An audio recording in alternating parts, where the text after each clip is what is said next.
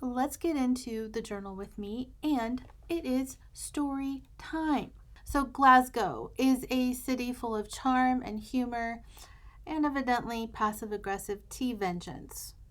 So, it was one of those really chilly, damp mornings. It's really perfect tea weather, to be honest. And I had just arrived in Scotland. I think this was our second or third day there. I was still jet lagged out of my mind, and all I wanted was a hot cup of tea to warm me up and energize me. My daughter and I wandered into Tim Hortons, and the cold was literally biting at our noses, and all I could think about was a nice hot cup of tea. So we step up to the counter, and the barista greets us in his most wonderful Glaswegian accent.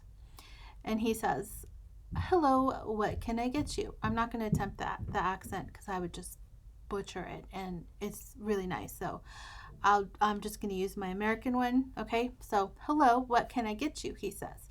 And then I say, "I'd love a large tea with milk. Thank you."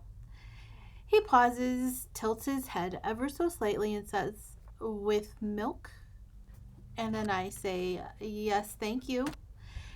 And then he says it again, locking eyes with me like we're in a staring contest or something. "With milk?" he says. That's right. So at this point, I'm thinking he must be hard of hearing, like me, and just needs me to repeat myself. No problem. So fast forward a few minutes, and I'm handed my tea. It's a massive 20-ounce cup of steaming hot liquid. And here's the kicker. I opened it up to let some of the steam out, and there's no milk. None. Just black tea filled all the way to the brim, and it's hot enough to power a steam engine. I stare at it, confused, but too tired and cold to argue it. Not worth my time.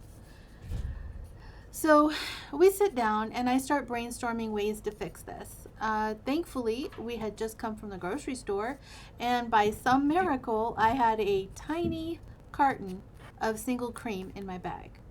So who carries that around? Evidently I do, but in all honesty, I was on my way back to our hotel room, and I was going to put it in the refrigerator. But I'm going to call it jet lag logic. Anyway, now you'd think that it was an easy fix, but no. The tea was scorching hot. The tea is scorching. I do apologize. It's scorching hot. I couldn't just pour the cream in without spilling it everywhere, so I had to take the most ridiculous approach. I took a sip, and then I added cream. I took a sip, and then I added cream. I took a sip, and then I added cream. Slowly, painstakingly, I inched closer to the perfect shade of taupe, while also burning my tongue repeatedly. It was a battle of the wills.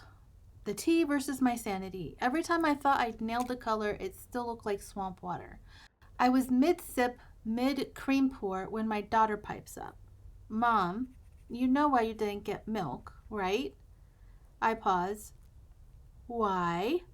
She gives me this look, half amused, half exasperated, and says, "Because you didn't say please."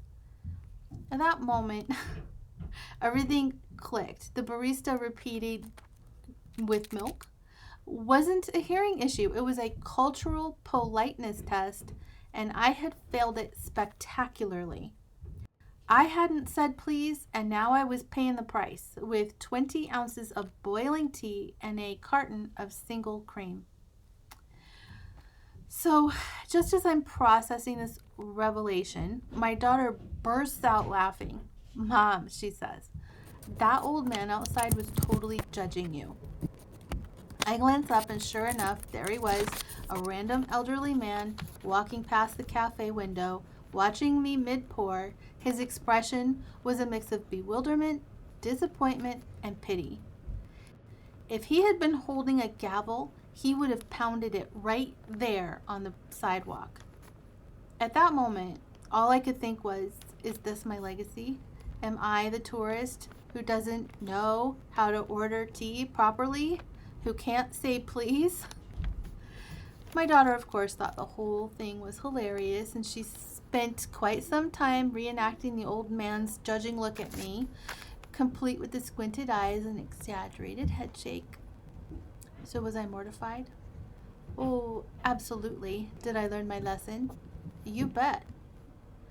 Now I say please so often you'd think I was auditioning for Downton Abbey. To servers, cashiers, random strangers, it doesn't matter. I am practically a one-woman politeness parade now. But honestly, hats off to the Tim Hortons guy. That passive-aggressive tea technique, Nothing for you! it worked. And hey, it turns out cream and tea isn't half bad, if you don't mind being judged by old men in Glasgow while you drink it. So that's the story of how Glasgow taught me a lesson in politeness, a one cup of tea at a time. If you enjoyed this, make sure you check out the first video in this series for more of my journaling adventures and stories about our trip to Scotland. Don't forget to subscribe, and most importantly, say please. Thanks for watching.